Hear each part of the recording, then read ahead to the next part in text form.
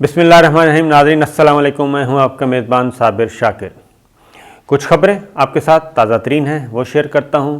कुछ अच्छी हैं, कुछ अच्छी नहीं हैं, लेकिन जो अच्छी खबर है वो बहुत ही अच्छी है और इसका पाकिस्तान की इकॉनमी पे, पाकिस्तान के अवाम पे बहुत ही मस्बत असर पड़ेगा। पाकिस्तान को एक चीज़ काफ़ी सस्ती मिलेगी और अब पता चला है कि अगर गवर्नमेंट यानी कि सियासी क़यादत और फ़ौजी क़यादत मुल्क से मुखलिस हों तो निगोसिएशन करें तो बहुत कुछ हो सकता है। और कतर ने पाकिस्तान पे एक बहुत बड़ा पाकिस्तान पे एक काम किया है, इनायत की है और कतर और पाकिस्तान बहुत ज़्यादा करीब आ रहे हैं। ये मैं आपके साथ शेयर करता हूँ, लेकिन पहले एक ख़बर जो कि तवक्को थी हमें कि आपको मैंने बताया था पिछली वीडियो में FATF का मामला कि पाकिस्तान का नाम ग्रे लिस्ट से निकलेगा या नहीं। खलीज टाइम्स और आलमी ज़राए अबलाग के हवाले से मैंने आपको खबर बताई थी, तो वही हुआ कि ग्रे लिस्ट पे पाकिस्तान का नाम अभी जून तक मुअख्खर कर दिया गया है ग्रे लिस्ट से निकालने के। लेकिन उसमें जो अच्छी चीज़ है वो ये है कि इस बार भी हमारे दुश्मन मुल्क ने, हमारे पड़ोसी मुल्क ने बहुत कोशिश की कि पाकिस्तान का नाम ब्लैक लिस्ट में डलवाया जा सके। जो आलमी वॉच डॉग के सदर थे, जो जायज़ा ले रहे थे और जो अनाउंस कर रहे थे पाकिस्तान के बारे में जो फ़ैसला हुआ, उनको सवालात किए गए हमारे दुश्मन मुल्क भारत की तरफ से और कोशिश की गई, लेकिन उन्होंने वाज़ेह तौर पे कहा कि हम कोई तहकीकाती इदारा नहीं हैं। पाकिस्तान के इक़दामात की तारीफ़ भी की और ब्लैक लिस्ट में नाम डालने से इनकार कर दिया। उन्होंने ये कहा पाकिस्तान के इक़दामात को 27 पॉइंट में से 24 पॉइंट में उन्होंने कहा बहुत अच्छा काम किया है, फुल अमल दरामद हो चुका है। अलबत्ता 3 पॉइंट्स जो रह गए हैं उन पे पार्शली हुआ है, इसलिए उस पे जो एक्शन प्लान दिया गया है पाकिस्तान को, उस पे मुकम्मल तौर पे अमल करना चाहिए।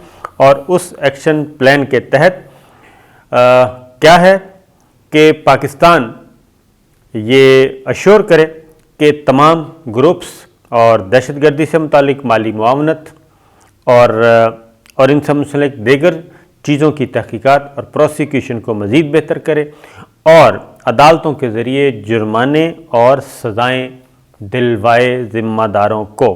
और जिस कदर जल्द पाकिस्तान मज़कूरा पेशरफ़्त ज़ाहिर कर देगा, FATF इसकी तस्दीक करेगा और मेंबर इस पर वोट करेंगे और फिर अगले इजलास में हम जायज़ा लेंगे जो कि जून में है। तो एक चीज़ साबित है कि ये पॉलिटिकल, अब इसमें ज़्यादा सियासी अज़ाइम आ गए हैं पाकिस्तान के ख़िलाफ़ जो इस्तेमाल हो रहे हैं। और नंबर 1 ये कि अफ़ग़ानिस्तान का मामला है, वो भी आपको पता है कि मई तक चल रहा है, मई तक है कि फ़ौजों का इनखला होना है मुकम्मल तौर पे। और जहन में रखिएगा कि दोहा में दोबारा मुज़ाकरात शुरू हो गए हैं, अफ़गान तालिबान इंटर अफ़गान डायलॉग, ये सारा अफ़गान गवर्नमेंट के साथ भी और वहाँ पे। और अफ़गान तालिबान को पाकिस्तान से ये कहा जा रहा है कि आप मजबूर करें, हालांकि पाकिस्तान एक हद तक उनके साथ कर सकता है, उससे ज़्यादा नहीं, क्योंकि वो एक इंडिपेंडेंट और अफ़गानिस्तान की एक जमात है।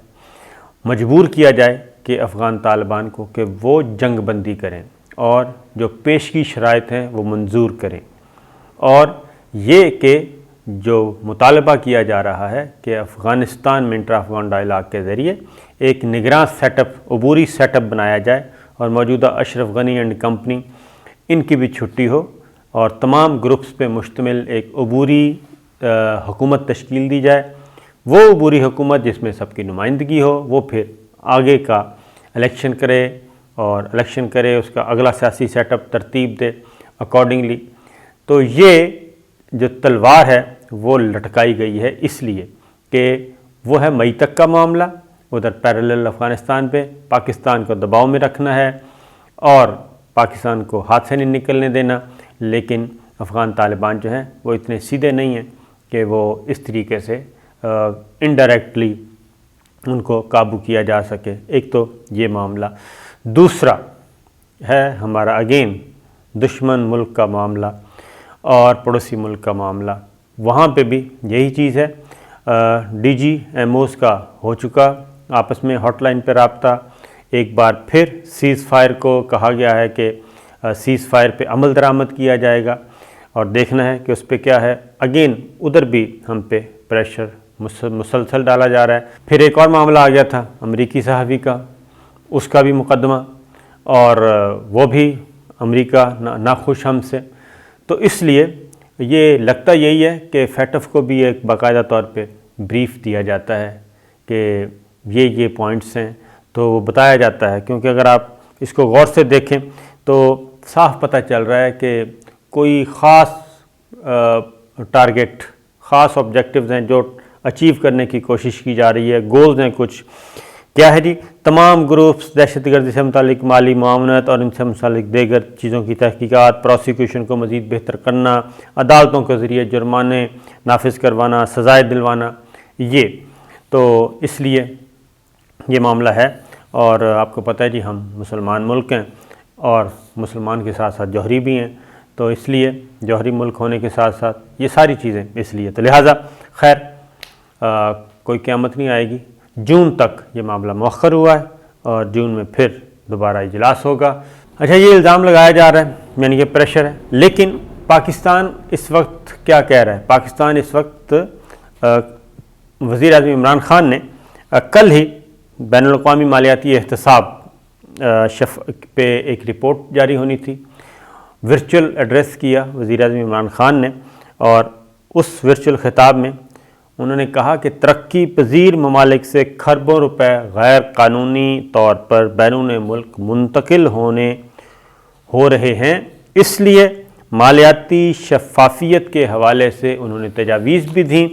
اور عمران خان، موجودہ حکومت پاکستان کی، اور ظاہر ہے پاکستان کی نمائندگی ہو رہی ہے، تو پاکستان تو اس وقت تمام عالمی مالیاتی اداروں کو کہہ رہا ہے کہ ہم تو منی لانڈرنگ کے معاملے میں بہت زیادہ ترقی پذیر ممالک متاثر ہیں، کیونکہ یہاں سے پیسہ لوٹا جاتا ہے اور عوام کے ٹیکسوں کا پیسہ اقتدار کو مس یوز کیا جاتا ہے. پولیٹیکل اشرافیہ یہاں سے مس یوز کرتی ہے، اور پولیٹیکل بھی اور بیوروکریٹک جو اشرافیہ وہ سارے کا سارا پیسہ جاتا ہے مغربی ممالک میں. وہاں پہ جائیدادیں کھڑی کی جاتی ہیں، مغربی ممالک میں جاتا ہے، عرب ملکوں میں جاتا ہے، یورپ میں جاتا ہے. لیکن اس پہ پاکستان کو، ترقی پذیر ملکوں کو کوئی جواب نہیں دیا جاتا کہ وہ بھی کہیں خطرناک قسم کی منی لانڈرنگ ہے. لیکن خیر یہ دوہرا معیار ہے، چلتا رہتا ہے. اب اگلی خبر جو امپورٹنٹ پاکستان کے لیے بہت اچھی، وہ یہ ہے کہ قطر سے LNG، قطر اور پاکستان بہت قریب آ رہے ہیں، یہ ذہن میں رکھیے گا. اور بالعموم یہ ایک تاثر تھا، اور تاثر اس لیے کہ جب پاناما کا کیس چلا تو قطری خط آیا، اور قطری شہزادہ بچانے کے لیے آیا، اس نے خط دیا تاکہ جو منی ٹریل ہے شریف فیملی کی، اس کو اسٹیبلش کیا جا سکے. لیکن اس میں وہ کامیاب تو نہیں ہو سکتا. اس کے بعد یہ تاثر تھا کہ شریف فیملی کے ساتھ جو قطر کی شاہی فیملی ہے وہ بہت جڑی ہوئی ہے. لیکن ایک LNG کا معاہدہ ہوا، اور وہ مہنگے داموں معاہدے کیے گئے تھے اور خریدا گیا تھا، اور پاکستان کو گیس مل رہا تھا. اور آپ کو معلوم ہے اس میں سابق وزیر اعظم شاہد خاقان عباسی بھی زیر عتاب ہیں. وہاں پہ سیف الرحمان صاحب بھی بیٹھے ہیں، اور سیف الرحمان صاحب سے رشتہ داری بھی ہو چکی ہے شریف فیملی کی، تو ان کے ذریعے سب کچھ ہوا تھا. لیکن پاکستان نے بہت کافی کوشش کی، نیگوسیشنز پاکستان کی موجودہ گورنمنٹ، اس میں وزیر اعظم عمران خان اور army chief general Qamar Javed Bajwa, میں آپ کو بتاؤں گا کہ دونوں کا رول جو ہے وہ بہت ہی شاندار رہا، اور خاص طور پہ army chief general Qamar Javed Bajwa کا بھی نیگوسیشنز ہوتے رہے اور قطر کے ساتھ، اور اس میں کہ اس کو ری وزٹ کیا جائے. اور پھر اس میں کچھ ایمبیزلمنٹ تھیں، ایمبیزلمنٹ کو لانے کی کوشش کی گئی. شاہد خاقان عباسی صاحب پھنسے ہوئے ہیں، کچھ منی ٹریل بھی پکڑی گئی تھی. تو لیکن ظاہر ملکوں کے تعلقات، پھر یہ تھا تو طے ہوا تھا کہ کوئی ایسا طریقہ نکالا جائے کہ پاکستان کو ریلیف بھی مل جائے، پاکستان کو جو پرائس ہے وہ بھی ری وزٹ ہو جائے، اس کو بھی ریوائز کر لیا جائے نئی قیمتیں اور نئی قیمتوں کا تعین بھی کیا جائے، لیکن پچھلا جو ہے ایگریمنٹ اس کو نہ چھیڑا جائے۔ تو ایک طویل آرمی چیف کے ساتھ پچھلے دنوں آپ کو خبریں آتی رہی ہوں گی، بلکہ میں دیتا رہا ہوں آپ کو۔ قطر کے سفیر ملے، پھر قطر کے جو امیر ہیں ان کے خصوصی نمائندے آئے ہوئے تھے، ان کی ملاقات ہوئی، وزیر اعظم عمران خان سے ملاقات ہوئی۔ یہاں پہ قطر کے سفیر ہیں وہ بہت زیادہ متحرک تھے، تو ان کی ساری ایک ایکسرسائز کے بعد اور کچھ عرصہ پہلے ہماری آرمی چیف سے ملاقات ہوئی تھی، تو جنرل قمر جاوید باجوہ صاحب نے بھی ہمیں اس وقت ایک ہنٹ دیا تھا کہ قطر سے اچھی خبر آ سکتی ہے اور اس پہ کام ہو رہا ہے، تو وہ اچھی خبر آج مل جائے گی۔ کل وفاقی کابینہ نے ایک اہم وفاقی کابینہ کا ہنگامی اجلاس بلایا گیا، تو اس لیے بلایا گیا تھا کہ LNG کے ساتھ قطر کے ساتھ LNG نیا معاہدہ ہوا ہے، اس کی منظوری دی گئی اور آج اس پہ باقاعدہ طور پہ سائن ہو جائیں گے وزیر اعظم ہاؤس میں۔ یہ تقریب ہے، اس میں پاکستان کو $15 ارب کا کم و بیش ریلیف ملے گا، اور یہ پہلے $11 کا ریٹ تھا، اب جو ہے ریوائز شدہ وہ ہے $9، یعنی سنگل ڈیجٹ میں آ گیا ہے، اور $9 میں یہ نیا قیمت تعین کی گئی ہے۔ وہ ایک مقدار ہوتی ہے اور LNG کی، اور پہلے $11 تھی، اب وہ $9 پہ آ گئی ہے۔ تو یہ ایک بڑی اچیومنٹ ہے، اور اس سے نہ صرف یہ کہ پاکستان کو اور ہمارے جتنے بھی نہ صرف انڈسٹری کو بلکہ گھریلو صارفین کو بھی سستی گیس ملے گی، اور جب سستی گیس ملے گی انڈسٹری کو خاص طور پہ ملے گی تو لاگت بھی کم آ جائے گی، جو پیداواری لاگت ہے، تو اس سے ایک مہنگائی کو بھی کنٹرول کرنے میں مدد ملے گی۔ تو یہ ایک اہم اچیومنٹ ہونے جا رہی ہے۔ اور ماضی میں کیا ہوا تھا؟ ماضی میں کک بیکس کے لالچ میں مہنگے سودے کیے گئے تھے، کک بیکس کے لالچ میں، لیکن موجودہ گورنمنٹ، ملٹری لیڈرشپ، جن کے بارے میں بہت زیادہ تنقید کی جاتی ہے، کبھی خلائی مخلوق کہا جاتا ہے، کبھی کچھ کہا جاتا ہے، تو یہ ایک بڑا کام ہوا ہے۔ اگلی خبر یہ ہے کہ حیران کون ہے کہ آپ حیران ہوں گے کہ پاکستان تحریک انصاف اور پاکستان مسلم لیگ نواز، ان کا اتحاد ہو گیا، اور ان کا ایسا اتحاد ہوا، ایسی انڈرسٹینڈنگ کہ آپ سوچ بھی نہیں سکتے۔ شدید ترین مخالف جماعتیں ہیں، ایک دوسرے کو معاف نہیں کرتی، لیکن پنجاب کا سینٹ کا الیکشن بلا مقابلہ ہو گیا، 11 کی 11 سیٹیں بلا مقابلہ ہو گئیں، اور تمام جماعتوں نے، یعنی کہ پاکستان مسلم لیگ نواز اور پاکستان تحریک انصاف نے ایک دوسرے کے خلاف لوٹا کریسی، ووٹ خریدنے کی بات کوئی نہیں کی، بلکہ بند کمرے میں بیٹھ کے سیٹوں کی ایڈجسٹمنٹ کی، اور تمام امیدوار ان اپوزڈ ہو گئے۔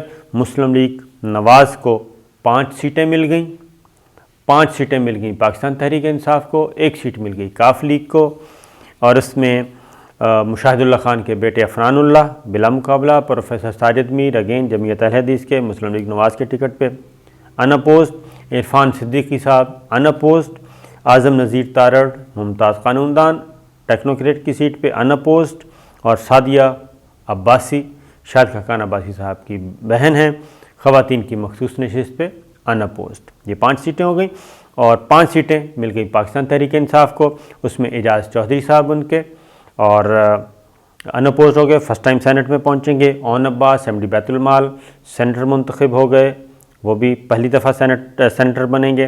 سیف اللہ نیازی صاحب پاکستان تحریک انصاف کے، اور عمران خان صاحب کے بہت پرانے معتمد بانی ارکان میں سے، وہ بھی سینیٹر بن گئے، وہ بھی فرسٹ ٹائم پہنچیں گے۔ بیرسٹر علی ظفر، یہ بھی فرسٹ ٹائم سینیٹر بنے ہیں، SM ظفر کے بیٹے ہیں، اور ممتاز قانوندان ہیں ڈاکٹر زرقا تیمور، یہ بھی فرسٹ ٹائم سینیٹر بنیں گی۔